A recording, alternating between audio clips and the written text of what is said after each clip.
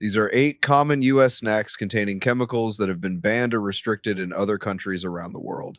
From petroleum-based dyes like red dye no 3 to cancer-causing preservatives, what's sitting on American grocery store shelves might shock you. The regulatory gap between the United States and other nations when it comes to food safety is staggering. While the European Union requires extensive testing to prove additives are safe before they hit store shelves, America takes the opposite approach. The US operates under a generally recognized as safe system, meaning chemicals are considered harmless until proven otherwise. This backwards methodology has allowed thousands of potentially dangerous substances to flood our food supply. Consider this alarming statistic. Nearly 99% of new chemicals introduced to the U.S. food supply between 2000 and 2021 bypassed FDA review entirely, entering through something called GRAS notices.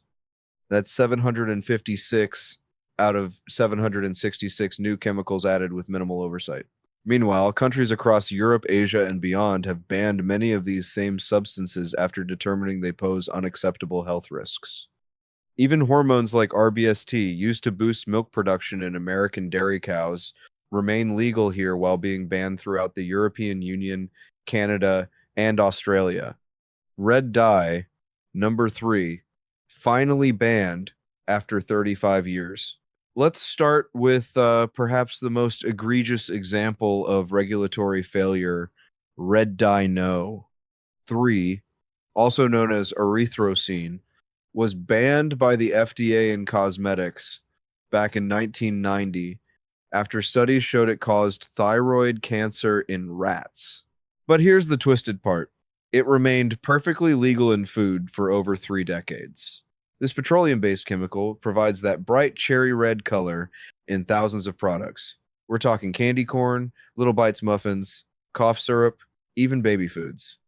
In January 2025, the FDA finally issued a ban on red dye, number 3 inches food and ingested drugs, giving manufacturers until 2027 and 2028, respectively, to reformulate.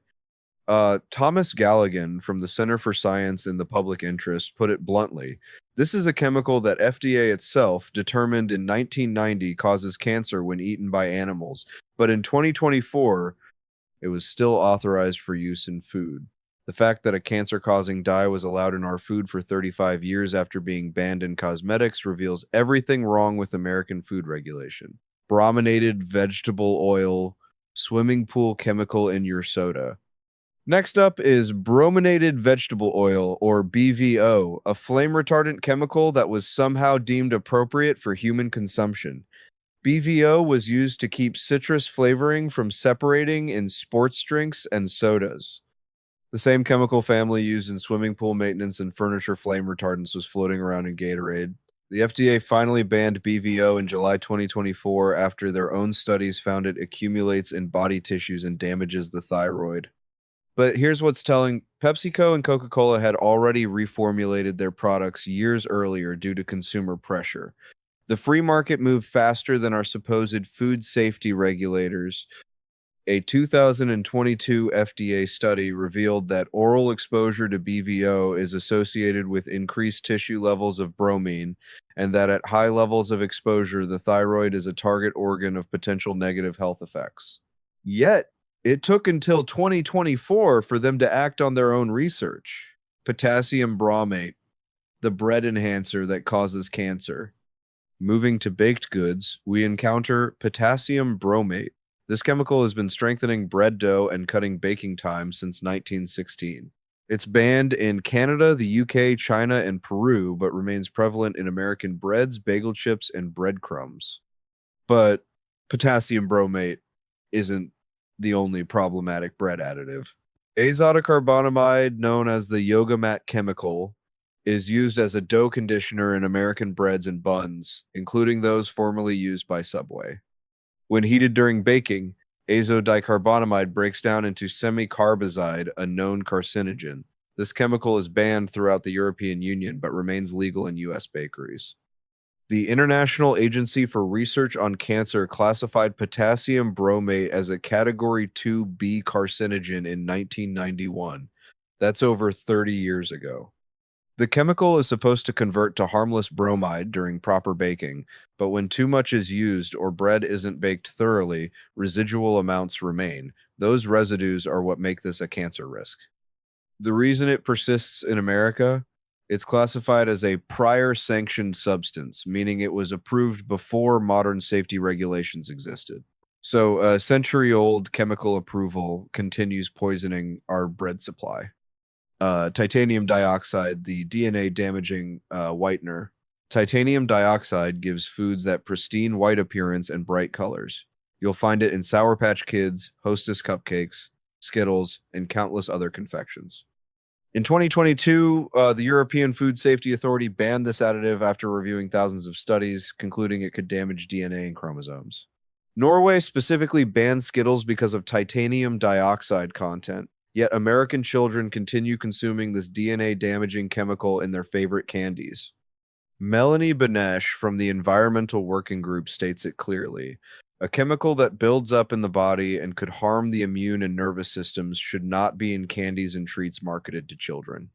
The contrast is stark. Europe demands proof of safety before approval, while America allows continued use despite mounting evidence of harm. Artificial food dyes, the petroleum rainbow. Perhaps no category of additives is more pervasive than artificial food dyes. Yellow 5, yellow 6, red 40, blue 1, blue 2, and green 3 are petroleum-derived chemicals that paint our processed foods in unnatural hues. These dyes are found in everything from Skittles to Pop-Tarts to Gatorade. The evidence linking these dyes to neurobehavioral problems in children has been accumulating for decades. A 2021 systematic review by the California Office of Environmental Health Hazard Assessment concluded that all 7 major synthetic dyes can cause or exacerbate hyperactivity, inattention, and other behavioral issues that make it harder for kids to succeed in school and socially. In April 2025, the FDA announced plans to phase out all petroleum-based synthetic dyes by the end of 2026. However, this is a voluntary initiative with no formal rulemaking, leading the Center for Science and the Public Interest to call it disappointing for relying on industry cooperation rather than mandatory compliance. Blue No. One alone is banned in Germany, France, and Switzerland, yet appears regularly in American cereals and ice cream. Researchers have linked it to hyperactivity, allergies, and aggressiveness in children. BHA and BHT, the controversial preservatives. Butylated hydroxyanisole and butylated hydroxytoluene are preservatives that extend shelf life in countless processed foods. You'll find them in chewing gum, frozen foods, cereals like Frosted Flakes, and prepared snacks. These chemicals are banned in the European Union, but remain legal in America. Animal studies suggest high doses may increase cancer risk, but the data isn't considered strong enough to prove harm in humans at typical consumption levels. So these questionable preservatives continue flooding our food supply while regulators debate their safety. The FDA has announced they'll review BHA and BHT, but no timeline has been provided. Countries like the UK and Japan have banned wheat thins specifically because of BHT content. American consumers remain the unwilling test subjects in this ongoing chemical experiment. Propylparaben, the fertility-disrupting preservative. Propylparaben is a preservative shown to potentially disrupt fertility and endocrine function. It entered the food system in 1972 through the GRAS loophole and appears in trail mix, baked goods, tortillas, and sausages. California has banned propylparaben effective 2027, but it remains federally legal. This chemical exemplifies the broken GRAS system. Since 1997, companies don't even need to tell the FDA they've determined their chemicals to be safe before adding them to food. Of 766 new chemicals added to the U.S. food supply since 2000, 756 came through GRAS rather than proper FDA review. Olestra, the indigestible fat that causes digestive chaos. Finally, we have Olestra, marketed as Olean. This fat substitute was created by Procter & Gamble to provide fat-free potato chips and snacks. It adds no calories because it's not meant to be digestible. That's precisely the problem. Olestra is banned in the UK and Canada because it reduces the body's ability to absorb essential vitamins. In America, it continues causing what the industry euphemistically calls digestive reactions, namely diarrhea and anal leakage. The fact that a substance causing uncontrolled bowel movements remains legal in food speaks volumes about our regulatory priorities. The state rebellion. Frustrated with federal inaction, states are taking matters into their own hands. California's Food Safety Act, effective 2027, bans red dye no, 3 brominated vegetable oil, potassium bromate, and propylparaben. Separately, California's School Food Safety Act, signed in September 2024, bans 6 synthetic food dyes from public school meals. West Virginia became the first state to comprehensively ban most synthetic food dyes in 2025, with over 24 other states considering similar legislation. The industry response has been predictably hostile. The National Confectioners Association accused California of making decisions based on sound bites rather than science, despite the extensive scientific evidence supporting these bans. This patchwork of state regulations highlights the federal government's failure to protect public health.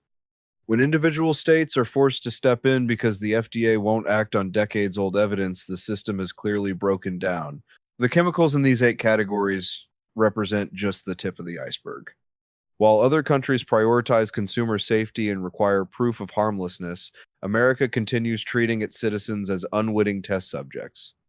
Until we reform our backwards regulatory approach, your grocery store will remain a chemical laboratory where the long-term experiment is being conducted on you and your family. The question isn't whether these chemicals will eventually be banned. The question is how many more decades of exposure will endure while regulators finally catch up to science.